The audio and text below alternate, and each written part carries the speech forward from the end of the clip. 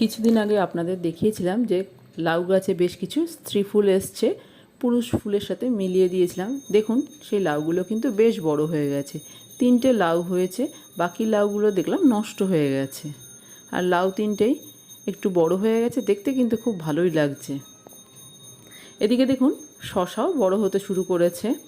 নয়নতারা গাছগুলো দেখুন একটু বেঁধে দিয়েছি, এত ছড়িয়ে গেছে যে আশেপাশে আর গাছ রাখতে পারছি না, তাই নিচের দিকটা একটু বেঁধে দিয়েছি। কুমড়ো শাক গাছটা দেখুন পুরো একদম নষ্ট হয়ে গেছে, মানে মরে গেছে গাছটা। আজকে এই গাছটাকে কেটে ফেলবো। এই গাছ থেকে অনেক শাক খেয়েছি, ফুল খেয়েছি, কিন্তু ফল হয়নি গাছটার। এখানে একটা কেট খালি হয়ে গেছে, এই কেটের মধ্যে আমি ডাঁটার চাষ করেছিলাম। ডাঁটা খাওয়া হয়ে গেছে, কেটটা খালি হয়ে গেছে। একটু মাটিটা খুঁড়ে দিয়ে এর মধ্যে ভাবছি লাল শাকের বীজ ছড়িয়ে দিই। এই বীজগুলো দেখেই বুঝতে পারছেন এগুলো কেনা নয়, আমার বাড়িতেই যে আগে লাল শাক চাষ করেছিলাম তার বীজ রেখে শুকিয়ে নিয়েছি, সেইগুলোই ছড়িয়ে দিলাম। একবার বীজ এনে শাক চাষ করে নেওয়ার পর তার থেকেই কিন্তু বীজ শুকিয়ে আপনি বাড়িতেই শাক চাষ করে নিতে পারবেন, আর বীজ কেনার কোনো প্রয়োজন নেই। আমি এইভাবেই রেখে রেখেই চাষ করি। কিছুটা বীজ ছড়িয়ে দিলাম। এবার এই কেটটা ঢাকা দিয়ে দেব।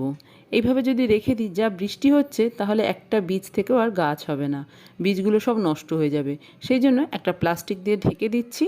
কিছুদিন ঢাকা থাক, তারপরে যখন গাছগুলো হয়ে যাবে, বেশ একটু বড় বড় হয়ে যাবে, তখন এই প্লাস্টিকটা আমি সরিয়ে দেব। আর এই কেটের গায়ে অনেক ফুটো আছে, হাওয়া বাতাসটা ঠিকঠাক পেয়ে যাবে, অসুবিধা হবে না। ভালো মতো দেখুন ঢেকে দিয়েছি। এবার এই কিছুদিন এইভাবেই ঢাকা থাকবে।